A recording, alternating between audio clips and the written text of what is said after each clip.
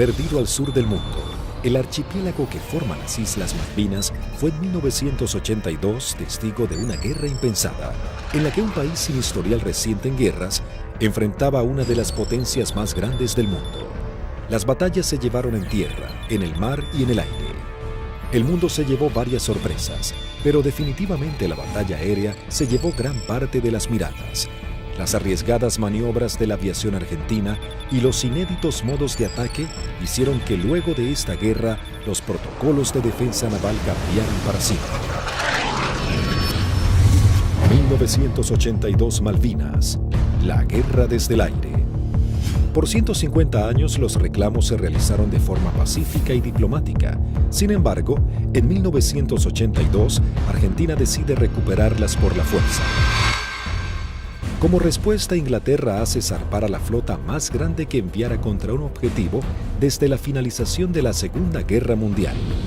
La Royal Navy y sus modernos Harrier enfrentarían a la aviación argentina y bombardearían objetivos terrestres en las islas. Estaba a punto de gestarse uno de los enfrentamientos más espectaculares de la aviación moderna. Los Sea Harrier y los Harrier GR-3 llegaban a la zona de conflicto con el objetivo de dominar la batalla aérea. La mayor ventaja de estos cazas es que despegan verticalmente gracias a sus toberas direccionables. A la enorme experiencia de los pilotos británicos en combates aire-aire, se sumaba que llegaban armados con el misil americano Sidewinder IM-9L, capaz de alcanzar a su blanco, aún siendo lanzado desde cualquier posición. Argentina se preparaba para enfrentar a las fuerzas de tareas británicas con diferentes aviones que había adquirido en los últimos 40 años. Si bien tecnológicamente estaba muy lejos del ejército británico, los pilotos tenían confianza en su desempeño. Había que pensar que el A4, el Skyhawk, era un avión que se compró de un diseño de la década del 50. Es un avión que la Fuerza Aérea lo compró usado en el desierto de Mojave, se le hizo el overhaul y se trajo a la Argentina. Voló aproximadamente 140.000 horas antes de la Guerra de Malvinas, o por ahí. O sea que es un avión que tuvimos muchísima experiencia. La flota de la Fuerza Aérea Argentina estaba compuesta por las máquinas que para el momento eran antiguas. En 1955 había iniciado un plan de renovación de sus cazas y bombarderos pesados.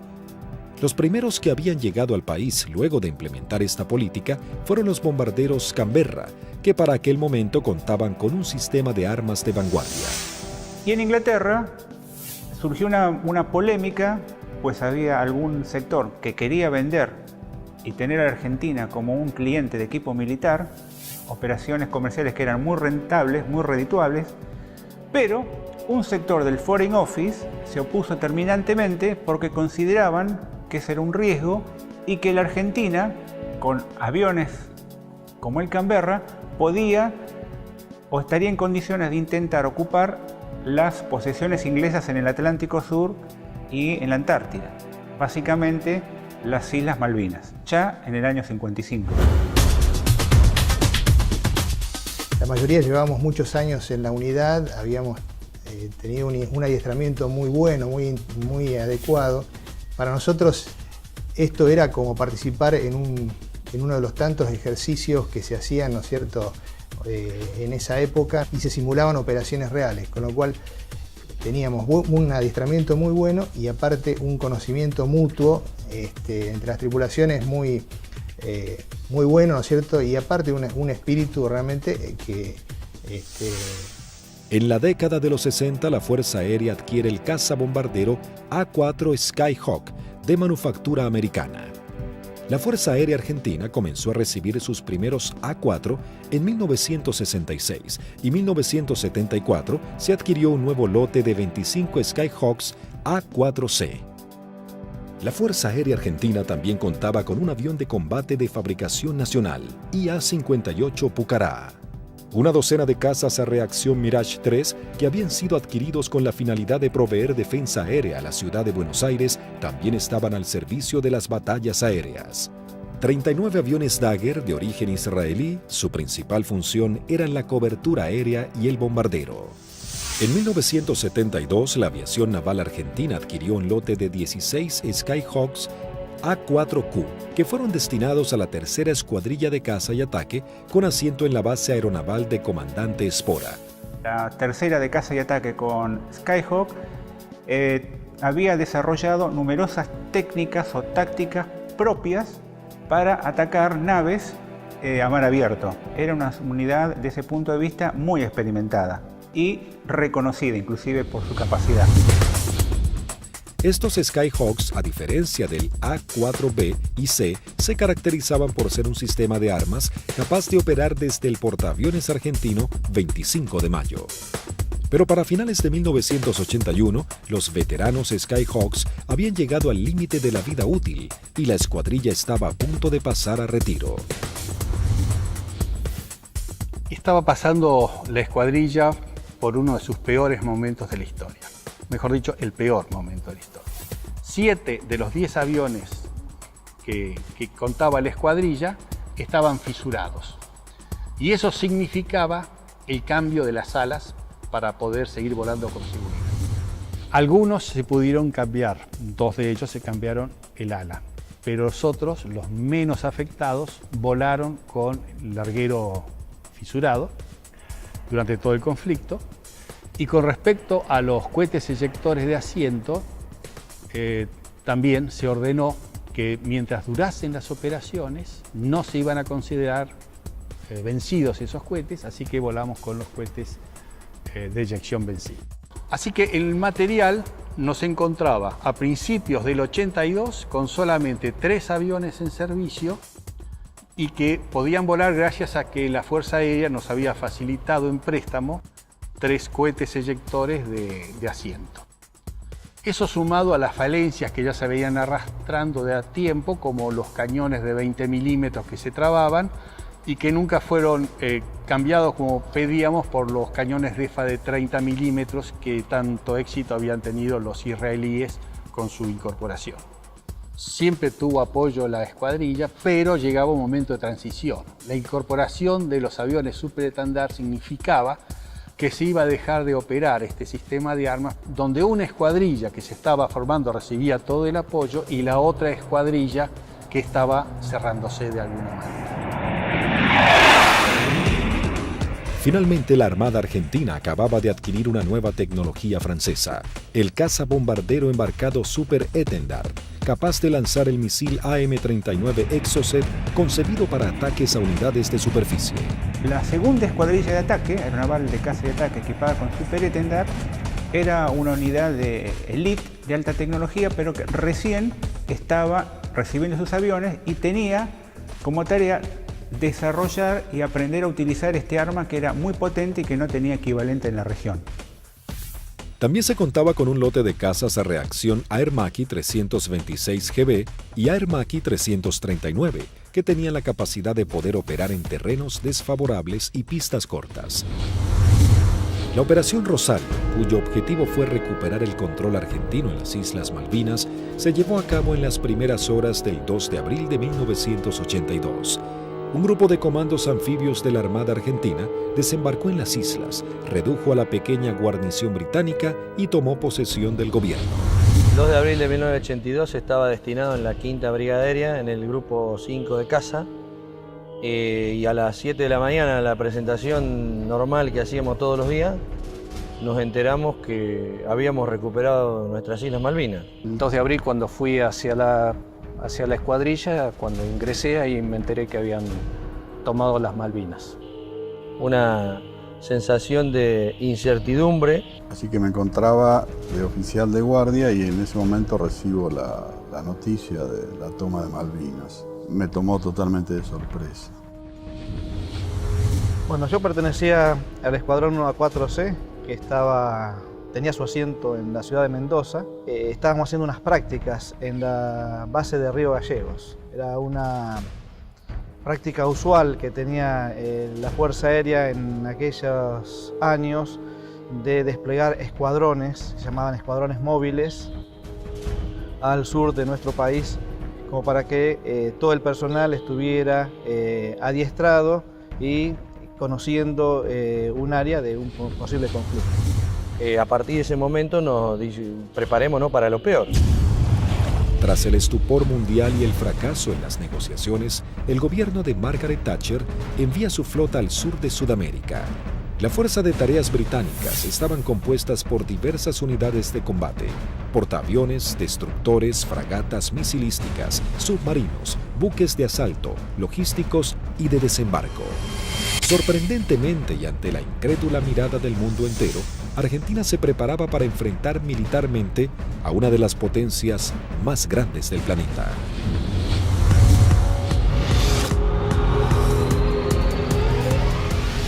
Los pilotos argentinos tuvieron un veloz entrenamiento para aprender a neutralizar objetivos navales sin ser derribados. La operación exigía sortear los sistemas de detección y defensa de los buques para poder aproximarse al blanco y lanzar sus bombas por encima del mismo.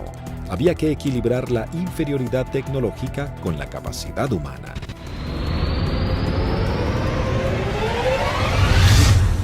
Empezamos a buscar la forma de suplir todas las deficiencias que en ese momento contaba el medio aéreo nuestro, que era la 4 Skyhawk. Y obviamente no teníamos contramedidas electrónicas para afectar tanto los radares como los lanzadores que poseían los británicos.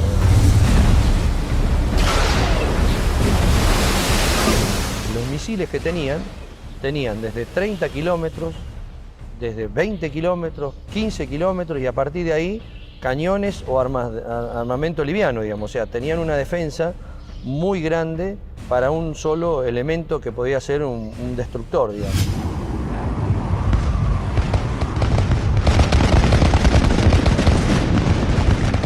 Entonces determinamos, con ayuda también de la Universidad del Sur, cuáles eran los niveles de vuelo que teníamos que realizar para poder volar bajo el lóbulo y no ser detectados por el radar.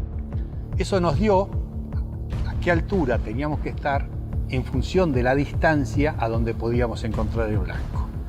Y en la última parte, ya desde unos 50 kilómetros del blanco, teníamos que volar por debajo de los 15 metros, bastante pegados al agua, para no ser detectados por ese lóbulo.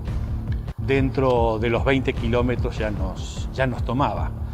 Pero esa demora impedía que los sistemas de armas dirigidos por radar pudiesen apuntarnos con mayor anticipación y eso evitaba de alguna manera o demoraba la posibilidad de ser derribados.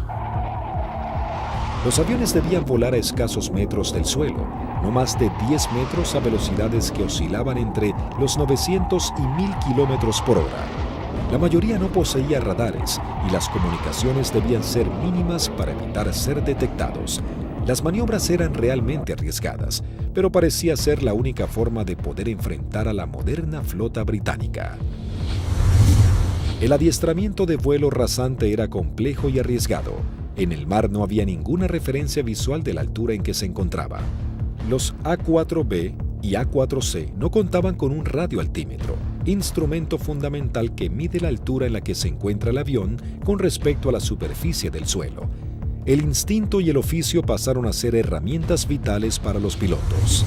Durante la práctica le tratábamos de decir al guía que volara más bajo, hasta tanto perdiéramos la vista del horizonte mar y ya empezaba a entrar en el efecto suelo del mar, digamos, empezaba a cabalgar sobre la turbulencia que producía el aire, digamos, cerca del mar. El armamento que utilizaba la Fuerza Aérea estaba compuesto por diferentes bombas antiguas, paradójicamente de origen británico. Y nosotros usábamos una bomba inglesa, la ANM65A1, de 1000 libras, una bomba de Labro Lincoln, inglesa, de demolición de manzanas, que la devolvimos con muchísimo cariño y sin costo, como decía alguno. Paralelamente a los entrenamientos y mientras la flota británica se acercaba más y más, la Armada comenzaba una carrera contra el tiempo intentando de poner en servicio 8 de sus Skyhawks. También los técnicos buscaban poner en funcionamiento los escasos misiles Exocet que habían llegado al país antes del retiro francés. Hasta ese momento, esta tecnología solo había sido probada en polígonos de tiro por sus fabricantes. Nos dan la orden de la posibilidad de poner a punto el diálogo entre lo que era el sistema nuevo del super estándar con el misil M39. Cuando conectamos todo aquí en el país, el sistema no funcionaba porque era un avión con un corazón de la época del 80 con las valijas de test que eran de la época del 70.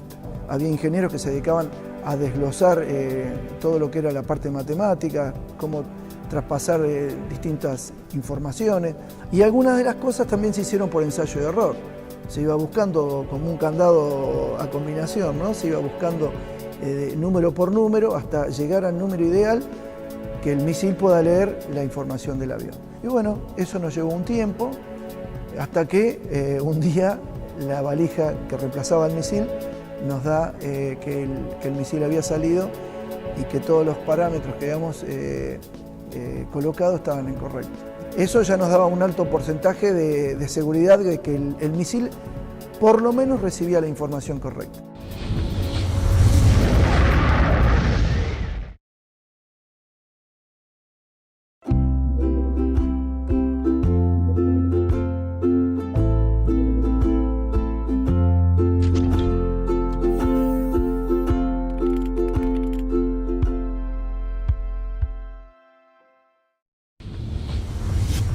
El 25 de abril, la flota británica llega a la zona y realiza sus primeras operaciones bombardeando las Islas Georgias del Sur y retomando su control.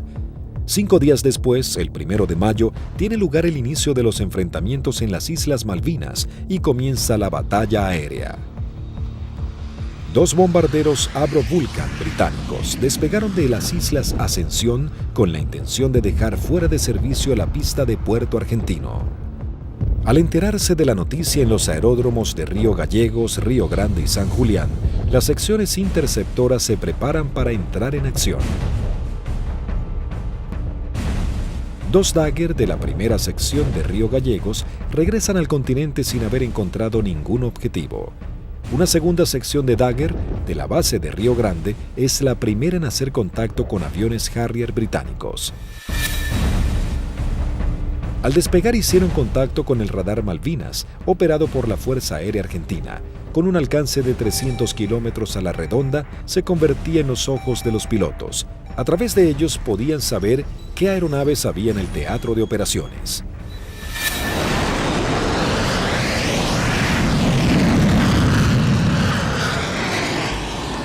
Tienen 2 pichones para ustedes a 120 millas náuticas, 20 grados firme.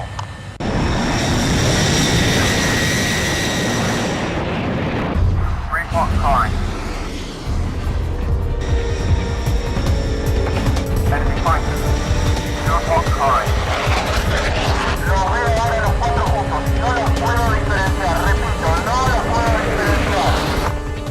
Los 4 interceptores comienzan a dar giros buscándose unos a otros, los argentinos con 22.000 pies y los Harrier 4.000 pies más abajo. Ahora los tienen a 9 millas de frente y a 1 milla al costado derecho.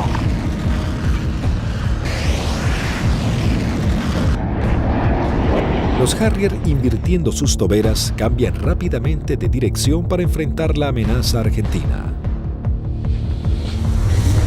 Ahora los Harrier están enfrentados a ustedes, repito, están enfrentados. Los Harrier se niegan a tomar altura para enfrentar a los argentinos, ya que los Dagger tienen un mejor desempeño en altura. Tampoco los argentinos descienden a donde el Harrier corre con ventajas. Por esta razón no se produjo combate alguno. Esa misma tarde se produce la primera baja cuando el primer teniente Ardiles, en uno de los Dagger, armado con misiles Chaffir y cañones, pone rumbo solitario a las islas. Dirigido por el radar Malvinas, a un eco se acerca a su misión, sin saber que en realidad se aproximaba a una trampa mortal.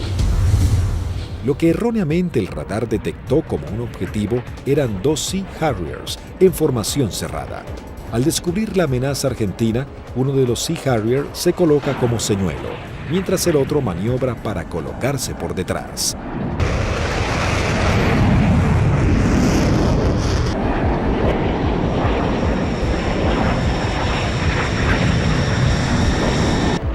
Ardiles se coloca en posición de disparo y lanza un misil Chafford que es evadido por el piloto británico.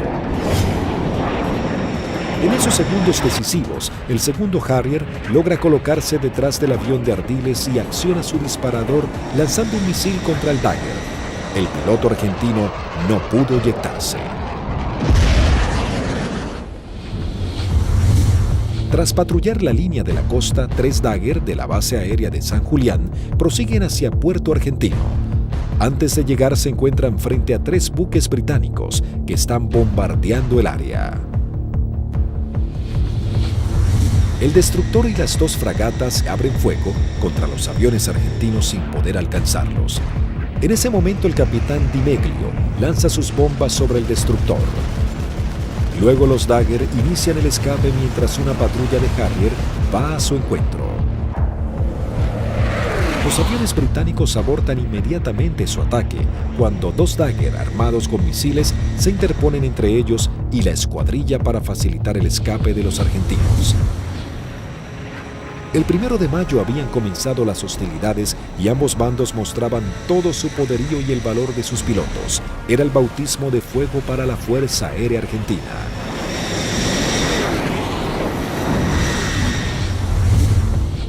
La guerra aérea había comenzado con los primeros enfrentamientos. Los británicos entraban su base de operaciones en la isla Ascensión y desde los portaaviones Hermes e Invencible. El objetivo principal era inutilizar la pista de Puerto Argentino, así dificultar las comunicaciones entre la isla y el continente, comprometiendo las posibilidades de los pilotos argentinos. La pista fue desde ese momento uno de los blancos principales de los Vulcan y los Harriers británicos. La primera baja en la pista es el mismo 1 de mayo, cuando los Sea Harrier bombardean al Pucará del teniente Yukik, alcanzando a su piloto y gran parte del personal que trabaja en el lugar. Fue el primer contacto con la guerra en sí, digamos, ¿no es cierto? En definitiva, nosotros habíamos tenido ya el aviso que había sido atacado Puerto Argentino a eso de las 4 de la mañana, y a partir de ahí nosotros entramos a movilizarnos y tratar de sacar los aviones, porque la mayor debilidad era el momento de puesta en marcha. Es decir, uno estaba sentado y había gente que estaban apoyando en la puesta en marcha del avión, que también la inexperiencia por ahí, uno se pregunta por qué había tanta gente, pero todo con el ánimo de colaborar y que los tiempos para que saliera lo más rápido posible fuera corto.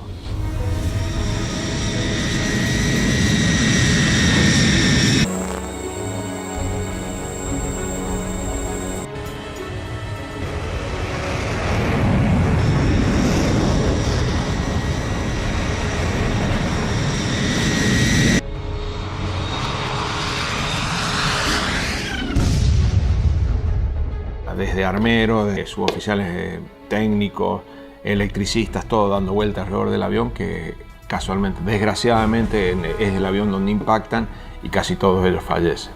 A partir de allí, los arribos a Puerto Argentino eran muy arriesgados.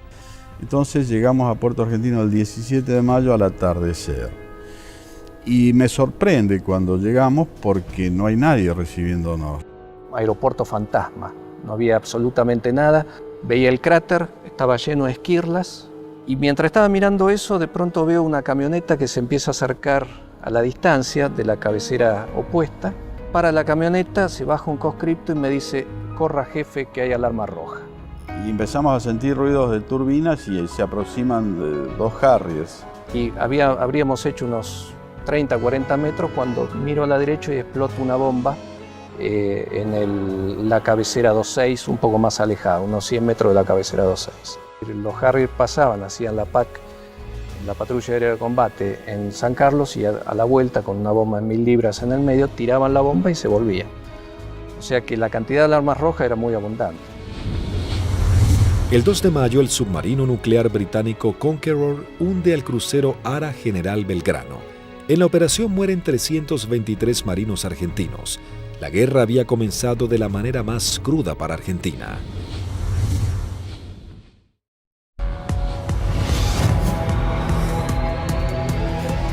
Mientras Argentina buscaba reponerse del hundimiento del crucero General Belgrano y los británicos comenzaban a familiarizarse con el lugar y el clima adverso de la región, la guerra del aire se encrudecía cada vez más. La Fuerza Aérea Argentina tenía el objetivo de diezmar lo antes posible a la flota británica y defender los objetivos en la isla que eran constantemente atacados. Los Harrier buscaban detener la acción de los pilotos argentinos y anular la comunicación entre el continente y Malvinas. La aviación naval contaba con que los servicios británicos de inteligencia habían descartado el uso del misil Exocet después de que el personal técnico francés se retirara de Argentina al inicio del conflicto. Por lo tanto, era una carta secreta con la que contaba Argentina. Tras semanas de arduas tareas, los técnicos navales logran hacer funcionar el misil. Para esto, los pilotos iban adiestrando en todo lo que era la parte operativa, ¿no? El lanzamiento del misil, el vuelo rasante, y nosotros trabajamos en la parte técnica. Una vez logradas las dos combinaciones, se le dio el ok que la escuadrilla estaba en condiciones de lanzar los misiles AM-39. El 4 de mayo, la aviación naval argentina pone a prueba por primera vez este sistema de armas. La segunda escuadrilla de caza y ataque monta una misión con 2 Super Etendard y un avión explorador Neptune y el apoyo de un reabastecedor Hércules de la Fuerza Aérea Argentina. El avión explorador Neptune detecta 3 contactos. Los 2 pilotos de los Super Etendard, tomando por sorpresa a los británicos, lanzan sus misiles contra el Sheffield. Y bueno, ahí fue una satisfacción enorme porque todo el sacrificio arduo que habíamos hecho para poder poner a punto lo que era algo que nos parecía imposible, había dado buenos resultados.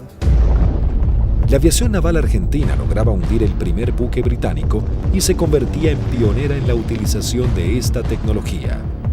El extremo entrenamiento comenzaba dando esperanzas a los pilotos argentinos.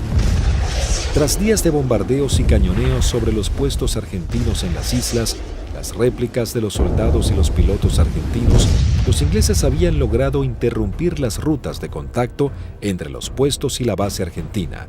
La comida comenzaba a escasear en la vanguardia y el clima bajaba abruptamente. Los pilotos argentinos patrullaban el aire en busca del lugar exacto en el que los ingleses buscarían hacerse a tierra. Y a partir de ese 1 de mayo, a través de todas las acciones que realizó el escuadrón y los escuadrones de otros sistemas de armas, se iba degradando tanto el material como el personal, íbamos perdiendo camaradas en forma permanente. Entonces es como que el cerco se iba estrechando cada vez más. Finalmente, el 21 de mayo, comenzaba la última etapa de la guerra con el desembarco en la bahía de San Carlos. Con la colaboración del comandante Ewing Southby Taylor, quien conocía el lugar por haber prestado servicios en Malvinas, el general Jeremy Moore había decidido que ese era el lugar ideal para su desembarco. Los primeros avances de las lanchas de desembarco habían sido positivos. El lugar no estaba minado y parecía que sería un arribo relativamente sencillo. Pero con las primeras luces de la mañana, el teniente primero Carlos Daniel Esteban visualiza uno de los barcos y da aviso. Una Hermaki 339 de la aviación naval realiza un vuelo de reconocimiento por la zona. Ni bien superé las primeras alturas donde están las posiciones del batallón 5, ya comencé a observar acciones de combate. Había un helicóptero incendiándose, tropa de infantería desparramada corriendo por el campo y un helicóptero dándole apoyo. El aviador naval ingresa al estrecho de San Carlos, divisa un helicóptero en vuelo estacionario para alertar sobre posibles ataques aéreos. Me preparo para atacar ese helicóptero y ya me preparo para disparar. Observo todo el despliegue naval inglés sobre el establecimiento San Carlos. Rápidamente descubre que en el lugar había por lo menos media docena de buques ingleses. Con el piloto inglés nos alcanzamos a mirar. En ese momento recién él me ve. Kripa realiza un brusco giro a la izquierda, pasando a escasos metros del helicóptero. El helicóptero de la Fuerza de Tareas Británica alerta a los buques advirtiéndoles que un jet argentino va hacia ellos. Maniobrando su Aermacchi Kripa, somete a su avión a varias G negativas, respondiendo de manera efectiva. Una vez que entro en la corrida de tiro, el buque comienza a tirarme. Yo con cañones y cohetes solamente podía producirle daños muy pequeños, entonces mi intención era tratar de dejarlo fuera de servicio al buque, es decir, atacar todo su sistema de radares, de radios, antenas. Volando en forma rasante, se coloca en posición de disparo contra el primer buque que cruza frente a su mira de tiro.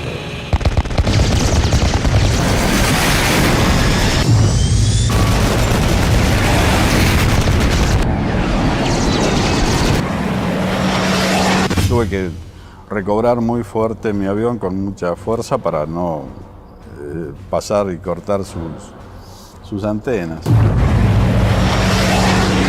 Una vez realizado el ataque Kripa, vuela entre medio de toda la flota británica. Las unidades ni los efectivos abren fuego por temor a impactarse entre ellos y el piloto argentino logra escapar. Entonces voy escapando sobre la península esta hasta salir del alcance de tiro de ellos y de ahí teóricamente tenía que volver. Pero pensaba que si volvía a Puerto Argentino y decía que había muchos buques, nadie iba a pensar que había la cantidad que yo había visto. Así que hice una órbita en ese lugar y en el anotador de rodilla que teníamos hice un croquis, posicionando los buques que yo vi en ese momento. Escuchamos que se aproximaba el Kripa con el avión. Yo cuando voy aproximándome pedí que fueran preparando armamento. Cortó motor y el avión seguía desplazándose cuando ya se había bajado y ahí comentó todo lo que había visto, muy a las apuradas obviamente. Me cargan en una camioneta y me llevan al comando a que yo pase la información que tenía. Tras su arribo al aeropuerto de Malvinas y pasar un informe detallado de la situación, todas las unidades aéreas de la Armada y la Fuerza Aérea Argentina se preparan para realizar ataques a los objetivos navales que se encuentran en la zona de desembarco. 30 minutos después llegó el primer ataque del continente compuesto de una formación de 6 Dagger. El objetivo es el Antrim. Una de las bombas no estalla y queda alojada en la popa de la embarcación. Así logran dejarlo fuera de combate. En este ataque también es averiada la fragata Broadsword con disparos de cañón.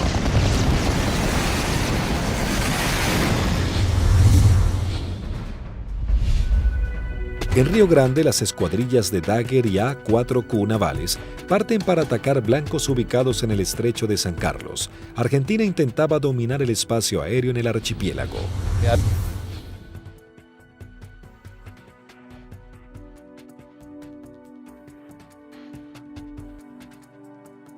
Dos secciones reforzadas. Yo salí con el teniente Márquez y el teniente Arca y el sublíder era el teniente Rótolo con el teniente Lecuri y el teniente Silvester.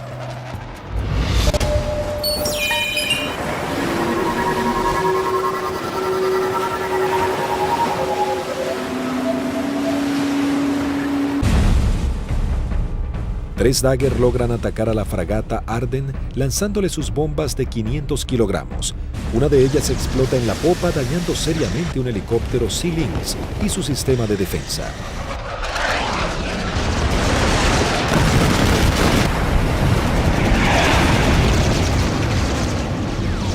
En ese instante, 3 A-4Q navales se aproximan en vuelo rasante a la bahía Ruiz Puente en búsqueda de algún blanco.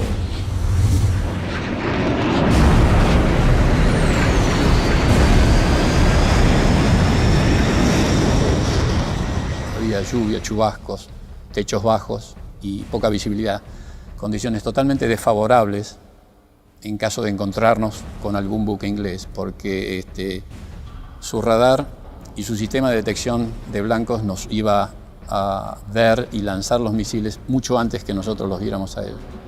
Los Skyhawk detectan visualmente a la fragata Arden visiblemente averiada. Conectamos máster de armamento, que era el único punto que faltaba. Iniciamos un giro para atacar desde una posición relativa favorable. Los Los 3 A4Q navales se aproximan en vuelo rasante a 900 kilómetros por hora. El teniente Márquez, quien vuela último, ve el impacto producido por una de las bombas de 250 kilogramos del capitán Alberto Filippi, que da de lleno en la popa, elevando una gran bola de humo y esquirlas.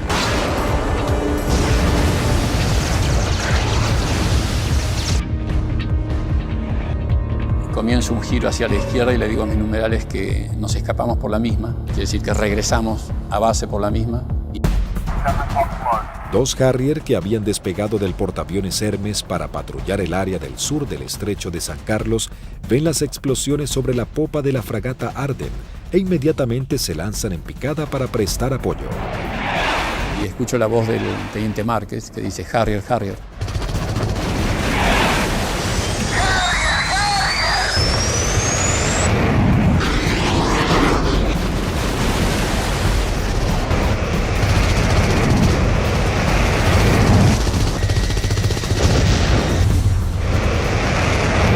Mientras el otro Harrier va tras el A4Q del capitán Filippi y le lanza un misil Sidewinder.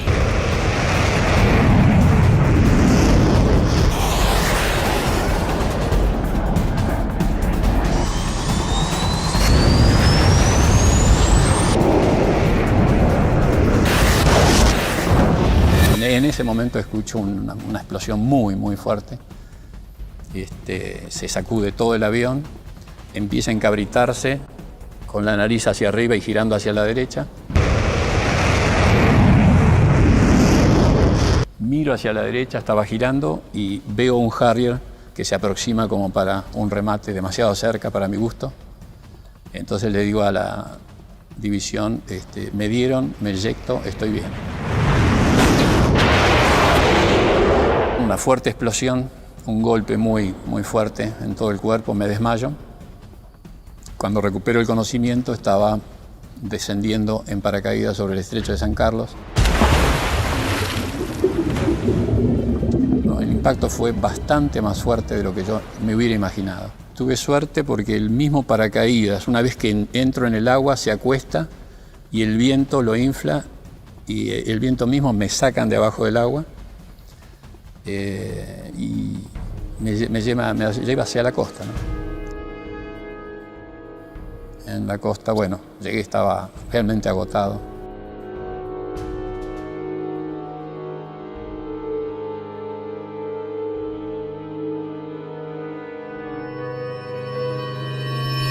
La fragata Arden, con daños de importancia, también es señalada como el blanco de la nueva escuadrilla que se acerca a la zona. Llegamos al borde de la bahía y vimos un destructor en el medio, una fragata para nosotros tipo 21 en el medio del canal, y esa fue la que señalé y esa fue la que atacamos. El teniente Rótolo dice a babor y vimos a lo que después supimos que era la Arden en el medio del canal, del estrecho. Y sobre eso giramos inmediatamente. Y ya pegado al agua practicamos un zigzagueo que hacíamos bastante violento a baja altura para evitar que los controles de tiro nos pudieran concentrar el tiro sobre nosotros.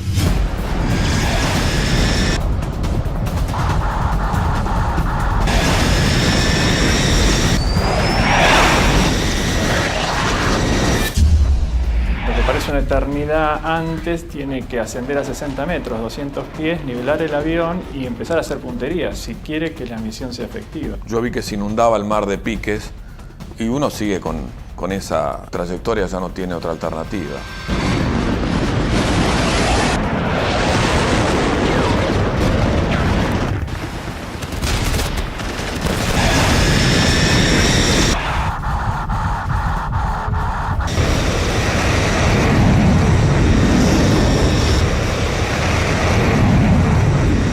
Yo vi el lanzamiento de teniente Rótolo, horquillando el blanco, 2 bombas antes, 2 bombas después, y sobre las columnas de sus explosiones, de la explosión de sus bombas, lancé yo las mías.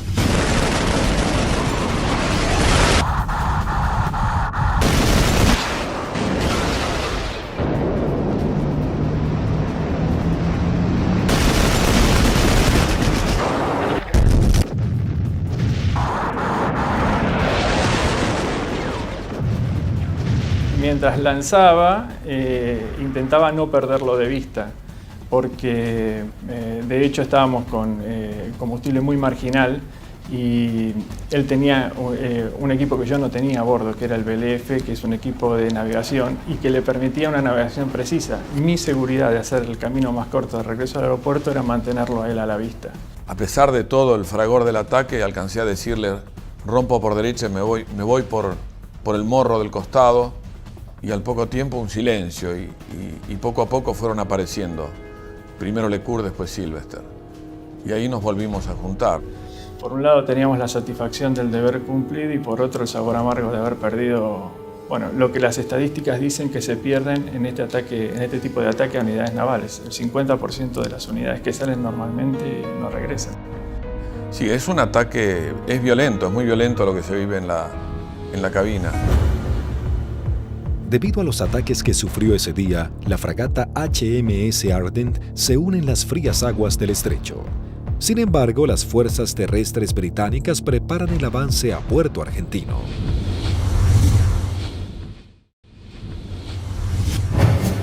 Las batallas eran cada vez más encarnizadas. El ejército británico debía lidiar con las tropas argentinas apostadas en las islas, los ataques certeros de la aviación y con el clima que día a día se volvía más frío. El 23 de mayo se desata un nuevo ataque contra otra de las unidades de superficie claves de la Fuerza de Tareas británica.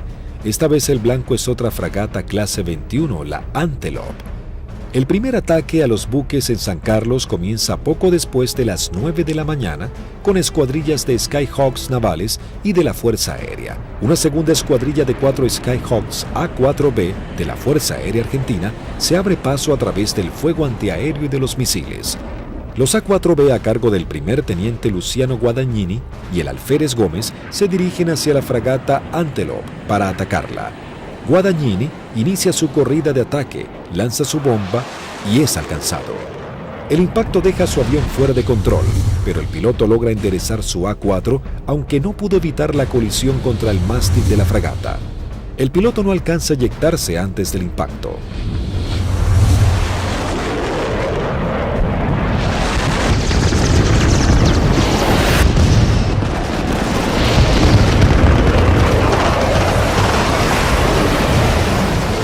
La bomba continuó su trayectoria y quedó alojada en la banda de estribor sin explotar. Tras la primera incursión, el ataque a la nave continúa con los A4Q navales, que se aproximan rápidamente en vuelo rasante por la isla Gran Malvina. Pude recorrer bien pegado al terreno en la isla Gran Malvinas y llegamos lo que vendría a ser al cordón muy bajo que hay, pero de unos 450 metros de altura.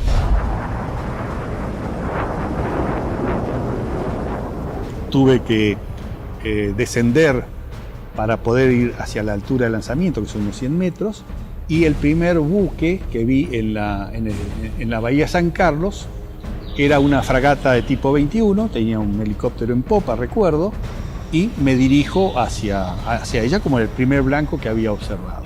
La zona de operación estaba totalmente clara, con sol, despejado y el mar muy calmo.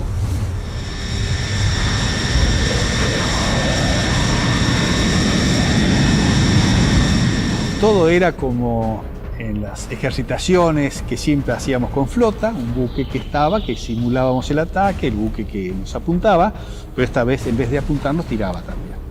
Inmediatamente que entramos a la bahía, empezaron a tirar y tiraban ya de tierra, se veían los fogonazos, sobre todo de la derecha y del frente.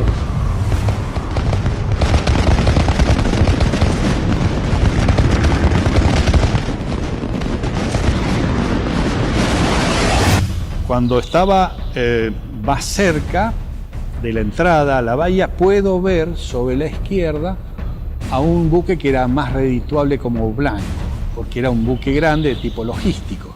Así que cambié el arrumbamiento para seguir sobre este buque. En un momento dado quise tirar cañones porque tiraban de todos lados y salieron 2 disparos y se me trabaron los cañones. Así que me quedé con la bomba nada más. veo que desde la proa del buque sale una especie de bengala que reconozco que era un misil, y el misil era un SICAT, que venía en forma así errática hacia mi avión. Hago una maniobra evasiva, un fuerte giro hacia la derecha, algo veo pasar por el costado así de la cabina. Pero evidentemente el misil ese me había sacado en la corrida de puntería, que si bien no me derriba, logra el objetivo de que yo no pueda lanzar con mayor precisión las bombas, y evidentemente mi salva fue larga. Habían borrado las matrículas de los buques, así que se veía un buque gris clarito sin poder identificar qué buque era. Cuando paso lanzo, eran 2.000 libras de peso que largaba en un instante, el avión hace una cabreada, quiere subir, impido que subo, y cuando miro adelante estaban tirando de todos lados.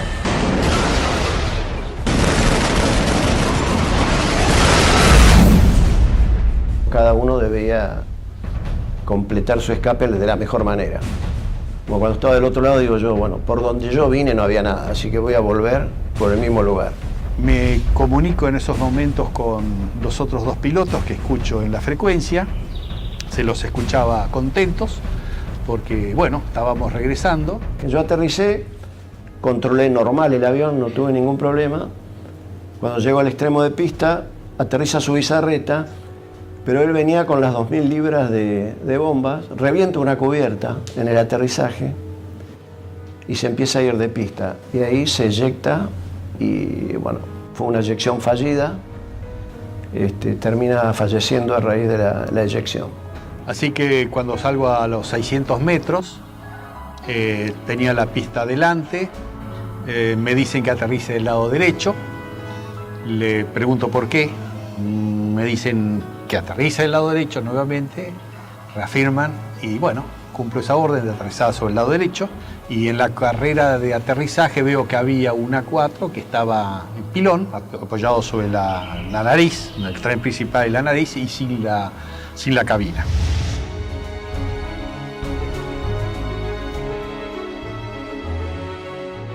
No sabíamos nada de los 3 primeros y su bizarreta que acababa de morir en el aterrizaje. Aunque dañada severamente, la Antelope aún continúa a flote. Esa noche, mientras se intentaba desarmar una de las bombas, estalla. Automáticamente se produce un incendio masivo y la nave se hunde. Con los británicos en tierra, listos para marchar a Puerto Argentino, la aviación se esforzaba más y más para frustrar sus objetivos. Por las noches, los Canberra arrojan bombas pesadas para hostigar blancos en las áreas donde las tropas británicas poseen puntos fortificados de artillería, logística y puestos de mando. Se usó la táctica, digamos, del tiro a gran altura, pero auxiliado por el radar. La mayor amenaza para nosotros eran los misiles tierra-aire y las patrullas de Harrier. En la última oportunidad que tiramos sobre Monte Kent, el radar nos avisa de que se estaban acercando una patrulla de Harrier y nos fue dando las posiciones relativas, o sea, nos avisa que estaban a 25 millas, nosotros hacemos el tiro, realizamos la maniobra evasiva, a partir de allí le damos al avión la máxima velocidad posible, ¿no es cierto? Vemos que se acercan hasta 20 millas y luego empezamos a perder, digamos, a ganar distancia con respecto a los Harrier, con lo cual esa fue una amenaza concreta que no llegó a acercarse a la distancia de tiro. Con las primeras luces de la mañana del 25 de mayo, el mayor ataque de la aviación argentina comenzaba a gestarse. El almirante Woodward, jefe de la Marina Británica, previendo la situación, rápidamente despliega sus unidades para sostener los ataques. Los observadores navales argentinos mantienen actualizada la posición de los buques enemigos mientras las escuadrillas llegan a la zona. En el continente, los 2 Super Étendard de la Armada Argentina preparaban los misiles AM-39 Exocet para un segundo ataque sobre la flota británica con un rumbo de acercamiento diferente para lograr una mayor efectividad.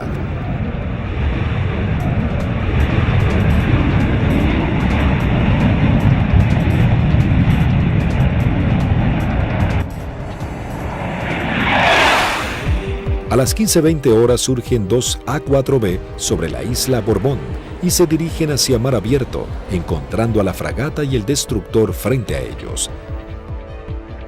Los A4B lanzan su armamento. Una de las bombas rebota en el mar e impacta sobre el buque atravesando su cubierta de vuelo, destrozando la parte delantera de un helicóptero Sea Lynx y luego cae al agua. Los otros dos A4 se acercaban en rasante rápidamente hacia los buques. Yo iba del lado izquierdo y mi guía del lado derecho, y como no teníamos radar obviamente, el control lo hacíamos con nuestros ojos. A mí me tocaba controlar desde el frente a la izquierda y el guía del frente a la derecha, no teníamos otra alternativa, digamos.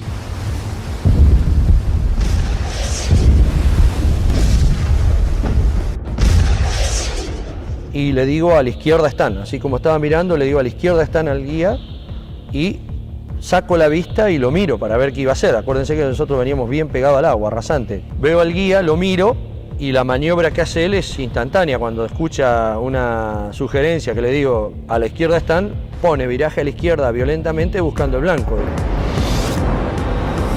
Inmediatamente el guía pone viraje brusco a la izquierda, dejando sin opción a Barrio Nuevo de tener que elevarse para esquivarlo entrando en el área de tiro del radar, que al estar en automático, inmediatamente lanza un misil Sea Dart. Escucho a la otra escuadrilla, Carballo, que dice el misil, el misil, el misil. Y Rinque, que venía atrás, le dice, no se preocupe que va por otro lado.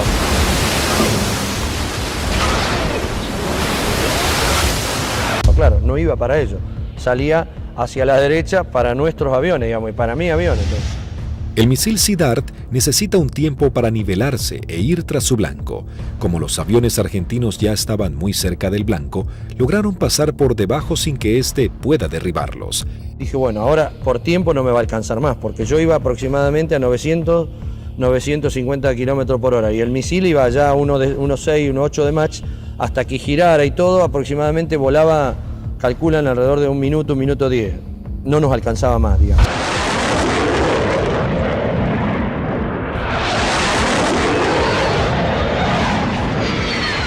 Yo lo veo al guía porque le iba formando un poquito más atrás, unos 50, 100 metros más atrás, y veo perfecta las bombas cuando la lanza y impactan a no más de 1 metro del agua.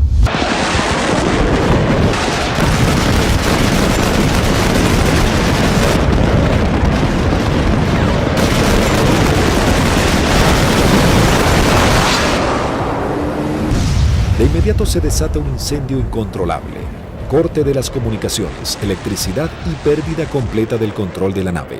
Cuando aterrizamos en Río Gallegos, estaban columnas de mecánicos, los primeros 200, 300 metros con banderas, saludándonos.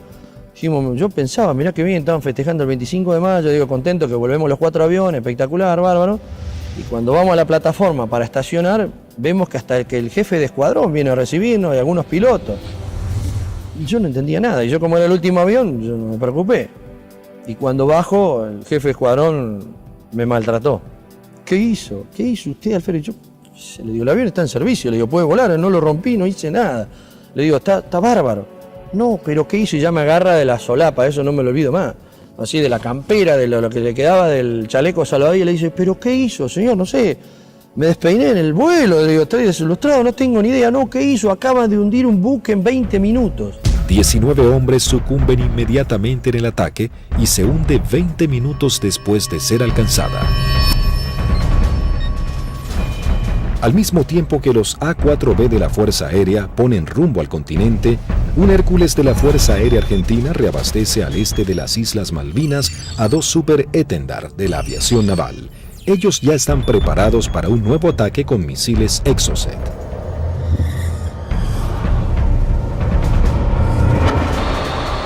A unos 60 kilómetros de la flota británica, los Super Étendard detectan varios ecos en sus radares. Eligen los más grandes y mientras toman altura de lanzamiento, los datos son transmitidos a sus misiles de manera automática.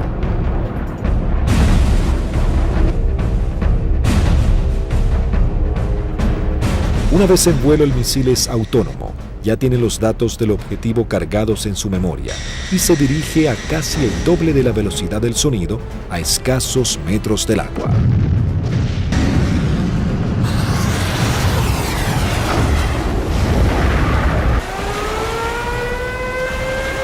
Nuevamente los británicos lanzan una alerta de combate. Los navíos ordenan despegar helicópteros con equipos para señuelos antimisil. Uno de los Exocet impacta en el buque e inmediatamente se desata un incendio que destruye elementos vitales para la operación anfibia que se desarrolla en San Carlos.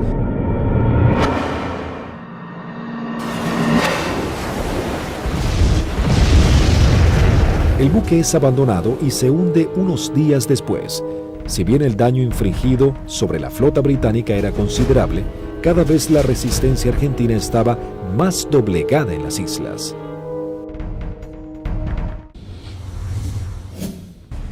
La guerra llegaba a su nivel más desesperante con las bajas temperaturas. Las tropas británicas se preparaban para avanzar por tierra. Sin embargo, los soldados argentinos apostados en las islas no cedían posiciones y los bombardeos aéreos azotaban a la flota británica. Las fuerzas argentinas, visiblemente cercadas en Darwin, resistían con el apoyo de la aviación. El 28 de mayo se proyectó atacar a las posiciones inglesas con los aviones IA-58 Pucará, que desde el 21 de mayo estaban asentados en Puerto Argentino. Conocíamos bastante la zona porque era en la zona misma donde nosotros habíamos operado antes. Es decir, a los alrededores de lo que habíamos utilizado como campo de aterrizaje nuestro, era en la zona donde ya estaban los ingleses aproximándose hacia el pueblito donde estaba la base, digamos, lo que quedaba de la base. Yo alcanzo a ver algo que se mueve, levanto y hago una ráfaga de cohetes, siento una voz en la frecuencia de mi radio que me dice desde tierra, en Darwin, siga tirando que están ahí, siga tirando que están ahí. Y ahí empiezo a sentir dos disparos también que me empiezan a impactar en el avión. El Pucará, si tiene alguna cosa, es la maravilla del gran poder de absorción de impactos, digamos, porque la manera que yo sentía que me pegaban, digo, me van a desarmar el avión. Yo trato de salir, como los impactos que me pegaban eran casi todos del lado derecho, quiero virar el avión hacia la izquierda y ahí el avión ya no me responde. Bueno, entonces ahí tomo la decisión de eyectarme. Muy bajo, yo ya estaba, creo que no más de 15, 20 metros del suelo. La sensación de estar colgado en un paracaídas no la tengo porque fue como si hiciera un salto desde un techo al suelo, porque fue todo demasiado rápido. Tengo grabado en la memoria que pasa el avión abajo mío todavía y el agujero a través de la cúpula por donde había salido el asiento. Y todavía que le siguen tirando porque se ven trazantes que van hacia el avión. No vi si el paracaídas se abrió, no sé, no supe nada. Ya me encontré en el suelo y enredado intenté salir corriendo y ahí me enredo en los cordones del paracaídas, que caigo, me vuelvo a levantar y tratándome de sacarme el paracaídas y pues ahí ya me agarran dos ingleses, me apuntan y se me acabó la historia. Con las bajas temperaturas, los plazos eran cada vez más cortos y los ingleses buscaban generar un desenlace rápido. La Fuerza de Tareas británica intenta cerrar su cerco sobre Puerto Argentino. Para lograr este cometido se organiza un desembarco anfibio apoyado de unidades navales en la zona de Puerto Fitzroy el 8 de junio. La Fuerza Aérea Argentina recibe la información del movimiento de dos buques de desembarco británicos. Rápidamente se preparan para lo que sería el día más negro de la flota.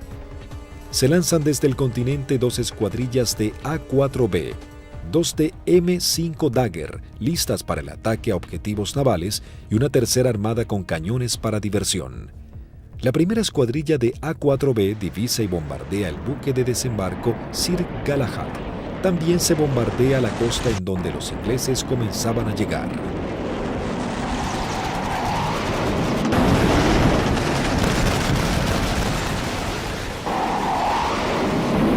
La Fuerza Aérea Argentina, sabiendo que ha logrado impactar en los buques de desembarco, redobla su apuesta y envía una escuadrilla de A-4C y 2 A-4B para bombardear las posiciones terrestres en la cabeza de playa.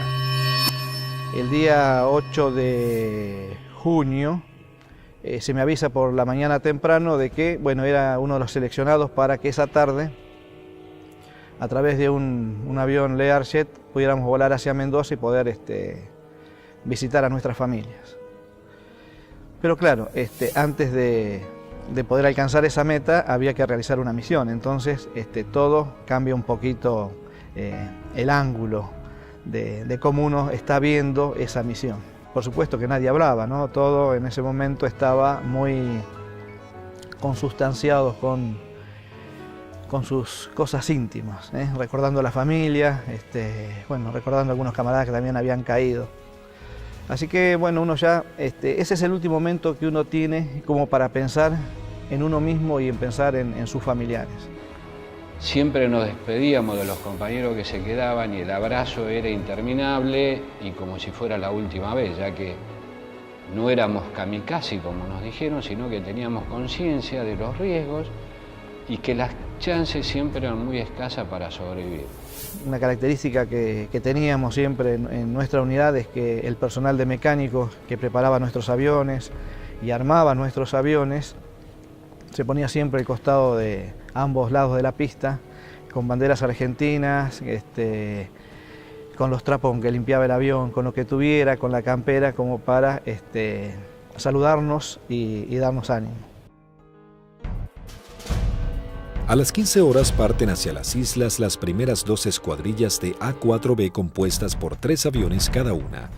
Por diferentes inconvenientes, deben regresar 2 aeronaves al continente y debido a que solo un avión cuenta con el instrumento navegador, se juntaron todos quedando una formación de 4 Skyhawks.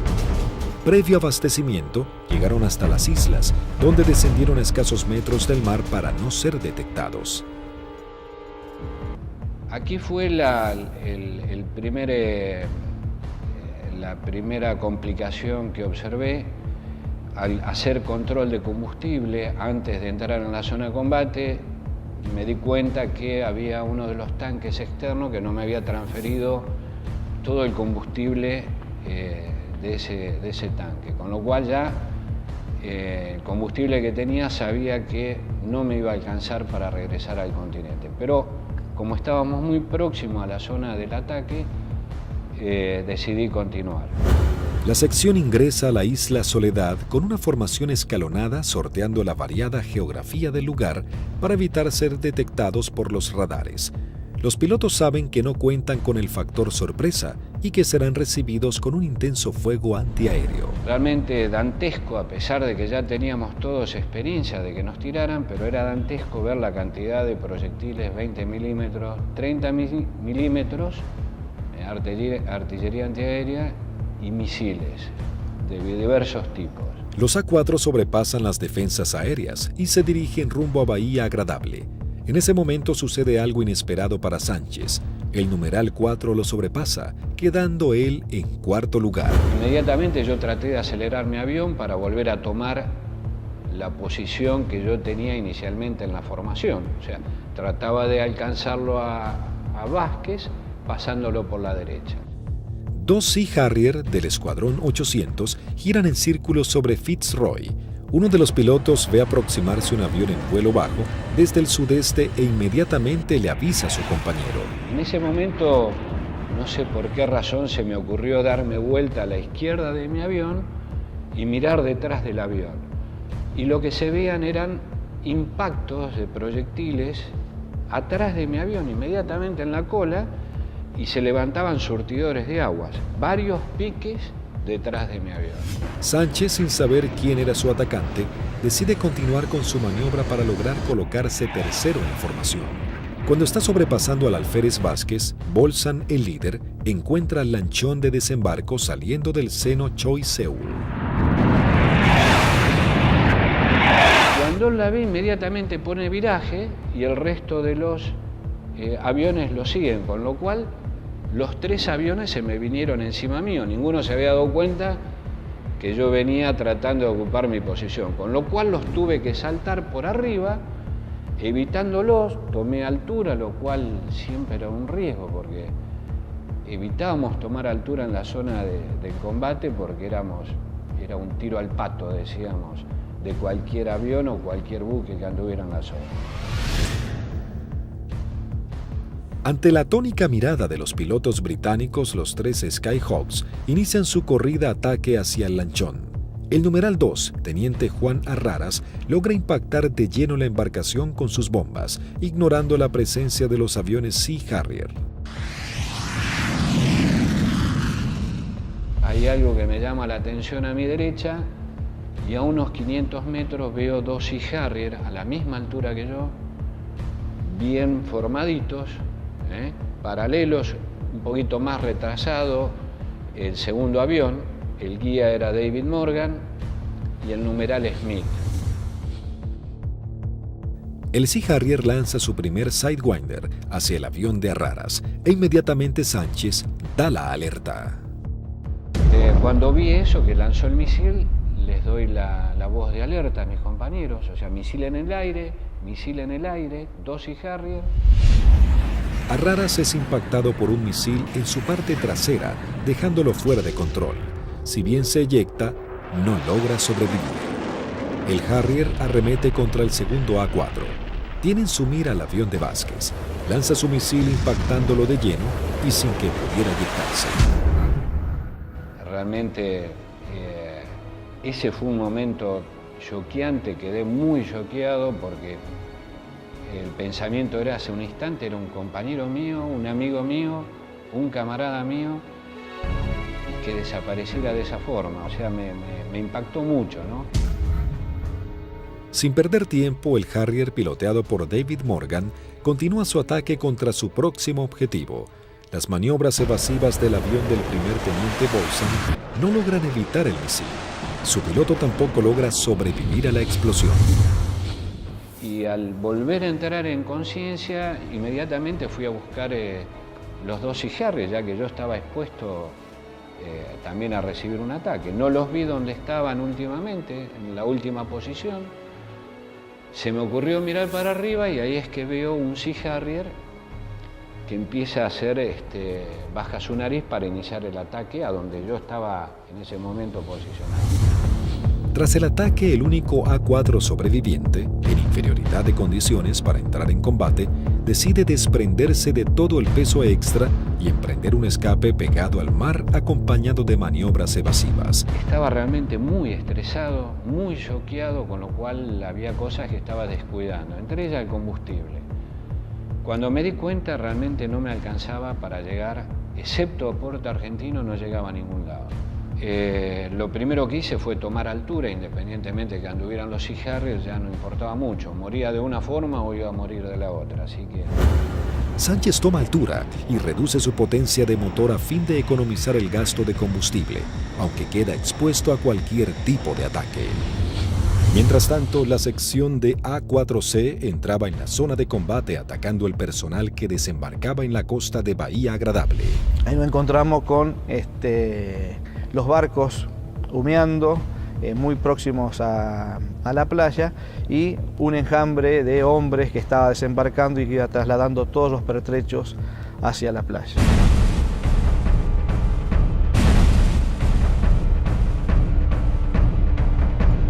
A partir del momento en que nos visualizaron, comenzaron a disparar tanto con armas livianas como con los misiles Blue Pie, que son misiles transportados por un hombre.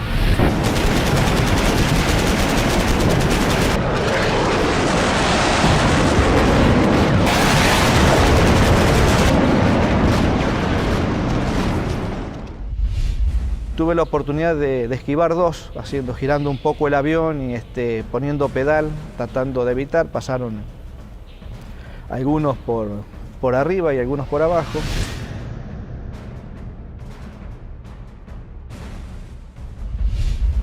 Siento también una explosión en la parte delantera de mi avión, que bueno, puede ser algún misil que me haya tocado, pero pude seguir operando, lancé las bombas y en el momento en que giro a la izquierda veo a mi numeral que está escapando hacia la izquierda con una luz roja que lo está siguiendo. Cuando gira hacia el otro lado veo al numeral del capitán Caffarati también con otro misil en la cola y le vuelvo a gritar, pero hace caso omiso, pero era a través o por el problema que yo tenía de mi equipo de radio. El Skyhawk del teniente Sánchez se encontraba expuesto en altura, con sus cañones trabados y sin combustible para llegar a la base. Toda su escuadrilla había sido derribada y no había sobrevivientes. De la decisión del piloto podría salvarse, caer prisionero o congelarse en medio del mar. Mientras tanto, en algún lugar sobre el océano Atlántico, el teniente Sánchez decide arriesgarse e ir en busca del Hércules reabastecedor, descartando la idea de regresar a las islas para eyectarse y ser tomado prisionero. Cuando vamos camino al reabastecedor, escucho la voz del momento del teniente Sánchez, el Pipi Sánchez, que había sido uno de los únicos sobrevivientes del ataque anterior. Tenía una última oportunidad si el reabastecedor, el avión Hércules, se había quedado en la zona, le quedaba una chance más. Con lo cual le hice el llamado en la frecuencia de reabastecimiento, me contestó. Las comunicaciones eran dramáticas porque yo estaba desesperado.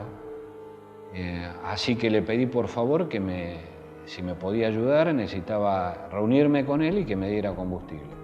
Él me daba indicaciones de posiciones geográficas, pero yo al no tener mi equipo de a bordo, porque solamente algunos aviones lo transportaban, no tenía forma de ubicarlo geográficamente. Escuchar la voz de él en forma casi desesperada, llamando al avión Hércules reabastecedor para que lo pudiera alcanzar. La tripulación era el vicecomoro Cano y el capitán Rubik. Realmente, si le debo la vida a alguien es a ellos. Siempre digo que son mis segundos padres. La situación era que la última vez que vi el indicador de combustible no me quedaban más de 400 litros, que prácticamente no da para nada, realmente no daba para nada. Con lo cual dejé de verlo porque lo único que hacía era producirme más estrés por no estar acoplado al Hércules. La tripulación del Hércules, en un gesto heroico, se aproxima bastante a las islas y le da la tranquilidad de decirle, quédate tranquilo, pibe, que ya estamos yendo por allá.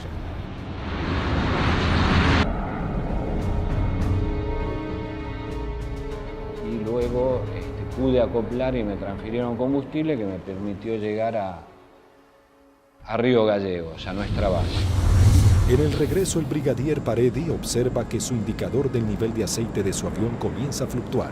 Nuevamente el fantasma de la caída en medio del océano vuelve a aparecer. Con lo cual digo, bueno, puede ser que me hayan producido alguna perforación, esté perdiendo aceite y se engrana el motor y acá me queda a mitad de camino. Lo único que atiné fue a sacar mi libreta de control de procedimiento donde tenía una foto de mi señora y mis hijos para echarle una última mirada. Es decir, bueno, por lo menos están en mi recuerdo hasta el último momento. Afortunadamente el indicador, después de eso, no sé si fue mi familia o Dios que me dio una mano, esto se acomodó y pudimos llegar con felicidad a la base San Julián. Con las últimas luces del día, aterriza el teniente Sánchez luego de su trágica misión. Llegué prácticamente en las últimas horas, ya estaba oscureciendo. Me impresionó mucho en el momento que llegué a plataforma, choqueado, transpirado, mal, estresado, ver los mecánicos de mis 3 compañeros que no iban a volver, que los estaban esperando. Así fue como terminó ese día. Lamentablemente los 3 compañeros míos murieron, 2 fueron derribados por David Morgan y 1 por Smith, volando cigarro. Habían logrado detener un desembarco clave para las fuerzas de tareas británicas, las misiones cada vez más peligrosas y dejaban en claro el poderío de la aviación argentina.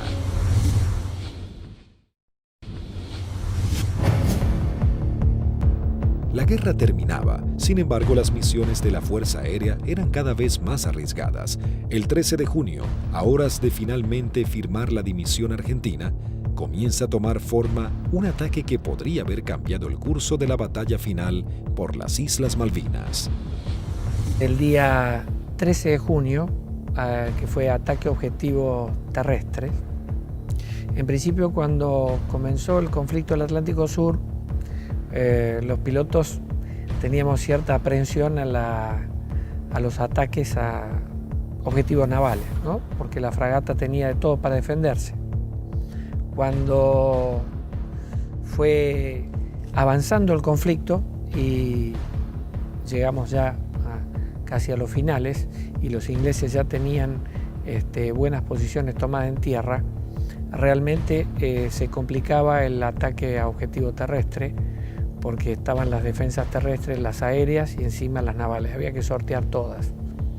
Pero realmente era para lo que habíamos estado preparados toda la vida y creo que esa fue una misión en la cual los ingleses estuvieron sorprendidos de cómo nosotros llegamos al corazón del Estado Mayor que estaba en Monte Dos Hermanas, al pie del Monte Dos Hermanas. 2 escuadrillas de A-4B del Grupo 5 armados con 3 bombas retardadas por paracaídas toman parte de la última misión de combate de la Fuerza Aérea Argentina. La acción es osada y peligrosa, atacar y destruir el comando del Estado Mayor británico del general Jeremy Moore, jefe de las fuerzas británicas. En esa misión volamos casi unas 350 millas, un equivalente a unos 700 kilómetros, rasante. Iban tan bajos, tan rasante, que el chorro de los aviones quedaba marcado en el agua. Entonces me resultaba más fácil seguirlos. Y ahí escuchamos al radar Malvinas, que salió en frecuencia, y preguntaba, ¿hay alguien en frecuencia? Fue la primera vez que en mucho tiempo que el jefe de escuadrilla rompió el silencio de radio, el capitán Varela, y dijo, los nenes. Muy bien, dice Radar Malvinas, yo tengo, no los tengo, pero tengo una PAC al norte, 2 aviones, etcétera, etcétera. Tengo una al sur, tengo una al oeste y tengo una al este. Le volvió a preguntar el capitán, ¿usted nos ve?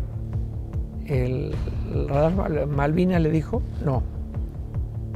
Entonces ellos tampoco. A las 12 horas del mediodía, las 2 escuadrillas ingresan al área de Malvinas para dirigirse a su blanco. Cuando estábamos sobrepasando el acantilado, vimos que estaba posado ahí un helicóptero, un Sea Lynx británico, que son los que lo usaban ellos como de vedores. Y yo pienso que ese helicóptero informó la posición nuestra, informó la entrada nuestra a la isla. Inmediatamente de eso el radar Malvinas empezó a dirigir al aire, dar todos los movimientos de las PAC. Todas las PAC iban concentrándose hacia el lugar de nuestra ruta. Los A-4B toman vuelo rasante máximo, en formación cerrada, pegándose contra el terreno para evadirse de los Harrier que venían a derribarlos. El jefe de escuadrilla observó un soldado inglés con su casco y su fusil que subía una colina y lo encontró de frente al avión. Evidentemente estábamos volando muy bajo. Varela iba como siguiendo el terreno, volando bajo, y por momentos se perdía de vista. Cruzamos esa pequeña loma y por delante nuestro había un campamento muy prolijo con unos shelters y una veintena de helicópteros aterrizados en ese sitio y un despliegue de gente. Los 4 Skyhawks logran sortear el terreno y llegan al corazón del Estado Mayor británico. Hasta que escucho tirar, dice Varela, tirar. Y veo ahí veo los fogonazos de los 4 bombardeos que hicieron cada uno de los aviones. Los A-4B se dirigen directamente al cuartel general y lanzan sus bombas. En medio del caos e improvisando la defensa, el general Moore escapa del ataque. pude ver el impacto de los helicópteros en marcha y el impacto de los cañones nuestros, una mancha marrón que iba pegando en cada uno de las puertas del helicóptero. Yo era la primera experiencia que tenía de haber tirado tan cerca. Incluso uno de los helicópteros despega y, digamos, nos pone el rotor de frente al avión. La segunda escuadrilla, al mando del teniente Cepeda, entra en acción realizando un segundo ataque sobre los cuarteles de mando. Cuando yo veo ese escenario, ordeno a mi escuadrilla tirar en ese lugar, ya sobrepasado el ataque de Varela, más adelante. Tiramos las bombas y bueno, vamos a salir. Yo salgo, sigo la línea de vuelo y venía un helicóptero, un Siquín, cruzando de mi derecha a izquierda. Y empecé a disparar a ojo, porque como la munición es trazante, me quedaba marcado por dónde iba la munición, entonces yo veía y movía el comando como para que barrerlo al helicóptero con la munición.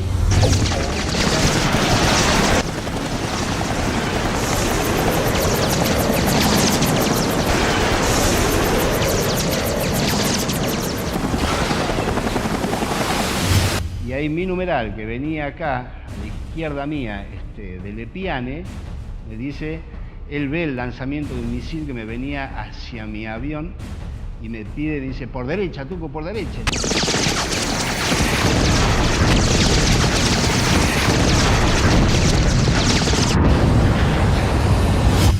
Decidimos salir en forma individual, atravesando las islas, con regreso al continente por a San Julián. Los A4B emprenden su regreso al continente volando rasante. Algunos de ellos con averías deben ascender para economizar combustible.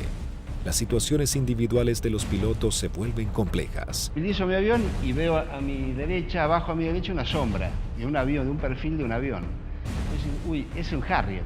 Me viene siguiendo un Harrier. Entonces ahí empiezo a hacer maniobras evasivas de viraje de máxima performance, de mucha G, tanto para la izquierda como para la derecha. Izquierda para la derecha.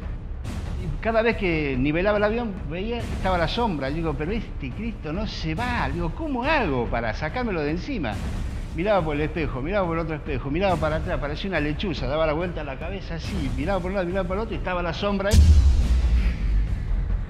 Era mi avión, era la sombra de mi avión. Empecé como a tranquilizar yo mismo, me hablaba, me decía, tranquilízate Tuco, porque así no podés seguir, no podés, estaba muy nervioso, estaba como que por momentos temblaba, no sé, una sensación muy rara de ese momento vivido ahí. El numeral 2 de la escuadrilla que nos seguía empezó a perder combustible, a notar que perdía combustible en forma muy grande. Ese fue el alférez de Lepiane. Otro momento terrible de esa misión, cuando el piano me pregunta si qué hacía. Imagínate, el alférez me dice que voy al reabastecedor o me eyecto en la isla. Una decisión que yo, por más jefe de escuadrilla que fuera en ese momento, yo no la podía tomar porque estoy decidiendo sobre la vida de un camarada y de un amigo. Era muy difícil. Dije, piano, encomendate en Dios, pedile a Dios que te ayude y decidí vos, no me lo pida a mí, por favor, decidí vos. Ya sabíamos que como estaba y con las transmisiones que recibíamos no volvía al continente, entonces le pedimos al reabastecedor que lo fuera a buscar.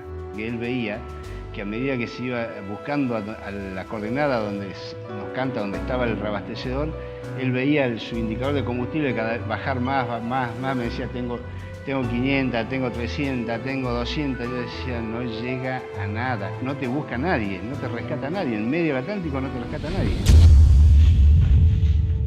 El comandante del Hércules, vicecomodoro Lee 30, escuchando los pedidos de Lepiane, decide ir hacia él aún sabiendo que puede ser derribado por misiles británicos. Ahí en ese momento el piano lo ve al Hércules, él estaba arriba del Hércules y hace el viraje y se le tira al Hércules. Pensá que era un alférez, tenía muy pocas horas de vuelo. Creo que debe haber sido el...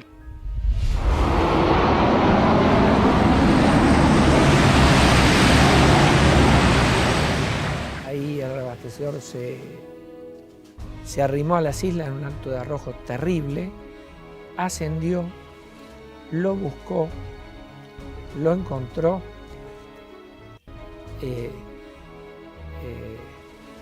reabastecieron con una pérdida de combustible muy importante en el plano, tenía un agujero que atravesaba el plano completo, o sea que todo lo que le daban, parte iba al motor y el resto iba fuera del avión, y regresamos todos sanos y salvos al continente.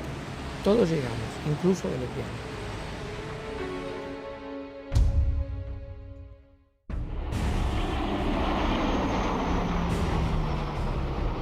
Ese fue un factor importantísimo en el desarrollo de la guerra, el tema del reabastecimiento.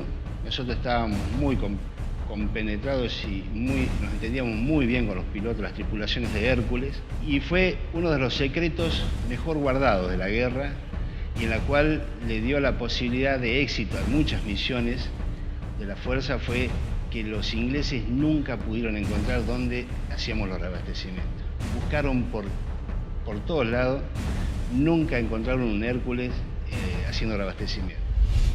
Las misiones extremadamente peligrosas en las que se embarcaban los pilotos eran los últimos actos heroicos de una guerra que ya llegaba a su fin. El 14 de junio de 1982, las tropas británicas finalmente ingresan en Puerto Argentino y se firma la rendición argentina. El general Mario Benjamín Menéndez, jefe de las guarniciones argentinas en las islas, le informa a su par británico que solo puede responder por sus unidades en Malvinas. El general Moore insiste en la necesidad imprescindible de interrumpir las acciones y Menéndez le reitera su falta de control sobre la Fuerza Aérea y la aviación naval, pero le garantiza que no efectuará ningún pedido de misiones. Moore comenta sus experiencias en San Carlos y Monte Kent, donde noche a noche eran bombardeados por los Canberra, y agrega que el día anterior había salvado su vida por un minuto al ser atacados por aviones A-4B. El conflicto deja a los británicos con su flota desmantelada y no es posible proseguir con las operaciones navales. En ese momento, si alguien le pone un valor en números, y un avión que no valía más de $50.000, y una fragata CL-42 valía $550 millones puesta en el puerto. O sea que si uno hace números, realmente no resiste mucho análisis.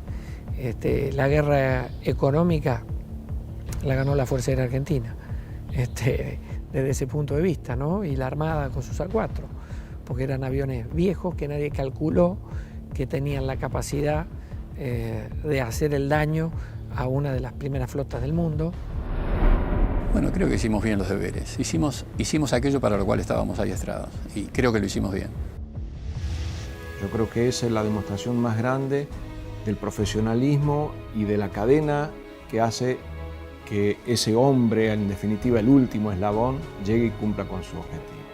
Pero hay un montón de gente atrás y que todos han demostrado ampliamente su valía y convencimiento por la fuerza y en definitiva por la nación. El escuadrón, a pesar de que tuvimos muchas bajas, tuvo el espíritu y las ganas de seguir combatiendo y defender algo que era nuestro.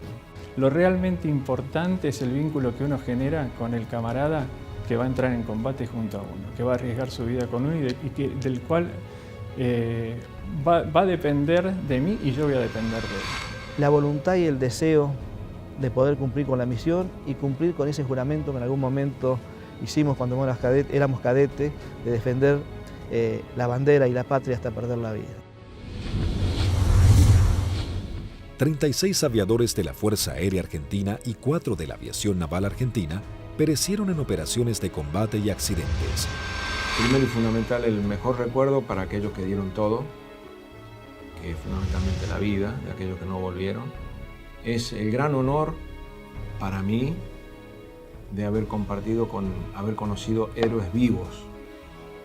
Eso yo creo que es el mayor honor que he tenido, que me ha permitido la vida. El conflicto de Malvinas dejó un sabor amargo, pero marcó la impecable profesionalidad de los pilotos argentinos, quienes con tecnologías claramente inferiores y algunas que ni siquiera habían sido probadas, lograron dar batalla y sorprender al mundo con maniobras y estrategias de combate que jamás se habían utilizado. Si Argentina la recupera, será por la vía diplomática, con inteligencia, con trabajo. Es como se lo explico a mis hijos. Malvinas, con toda la calma del mundo, significa la persistencia de la necesidad de recuperarlas.